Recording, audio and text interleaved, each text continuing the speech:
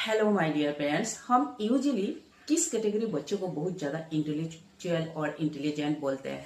जो बच्चा बहुत ज़्यादा लर्न कर सकते हैं, बहुत मेमोरी है उनके पास, बहुत याद रख सकते हैं, भूलता नहीं है चीज़ें जल्दी से, दैट कैटेगरी चाइल्ड्स को हम इंटेलेक्चुअल और इंटेलिजेंट बोलते हैं। जैसे कि हमारे टाइम में जब स्कूल में जो पढ़ाने का जो स्टाइल होता था उसमें बोल देता था क्या एक पोएम लर्न करके आओ, ये स्टोरी लर्न करके आओ, तुम्हारा काउंट्री का कितना स्टेटस है उसका लर्न करके आना, तुम्हारा साउथर्न पार्ट में आई मीन हमारा तुम्हारा काउंट्री का साउथर्न पार्ट में कौन कौन सा रिवर फ्लो हुआ है एक्सेट्रा।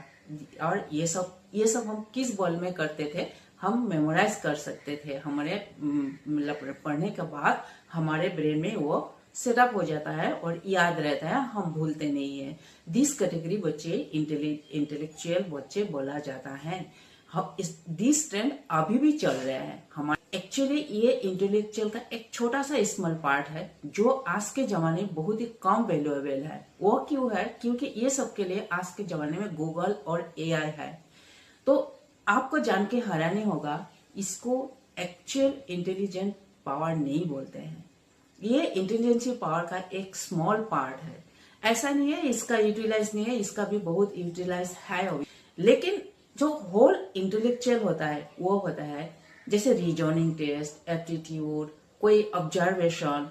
जब भी बच्चा पढ़ता है तो बच्चा को मेमोराइज करने के जगह पे और आप उसको मेमोराइज करने दिया तो बच्चा पूछता है क्यों मेमोराइज करेगा, इसका क्या यूटिलाइज है, उसको आप एनकरेज करें।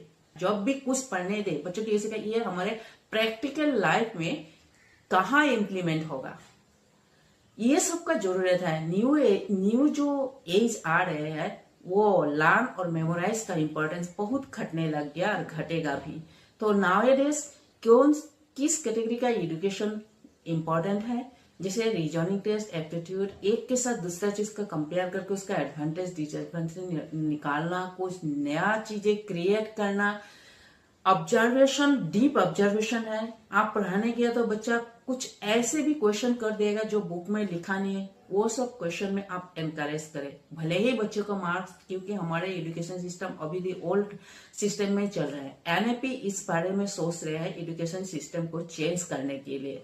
तो डियर पेरेंट, अगर आपके बच्चे को कुछ चीज का डेट और टाइम पूछा है, बच्चा नहीं बोल पा रहा है, उसको याद नहीं है, इसका मतलब ये नहीं है आपका बच्चा इंटेलेक्चुअल बच्चा नहीं है।